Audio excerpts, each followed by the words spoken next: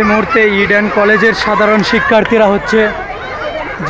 তারা ঢাকা বিশ্ববিদ্যালয়ে প্রবেশ করেছে, মুক্তি ও গণতন্ত্র তরুণ ক্রস করেছে। তাদেরকে অনেকক্ষণ কিন্তু তাদের ইডেন কলেজে আটকে রাখা হয়েছিল এবং তাদের ছাত্রলীগের যে নেত্রীরা ছিল তারা কিন্তু অনেক জোর করেছে, বিশেষ করে অনেককে শারীরিকভাবে নির্যাতন করেছে, আমরা সেইটুকু খবর পেয়েছি। এবং তারা সেই সকল বাধা উপেক্ষা করে কিন্তু অ্যাট লাস্ট দেখতে পাচ্ছেন যে তারা কিন্তু তাদের যে প্রাণের দাবি, তাদের অধিকার আদায়ের জন্য তারা রাজপথে চলে এসেছে।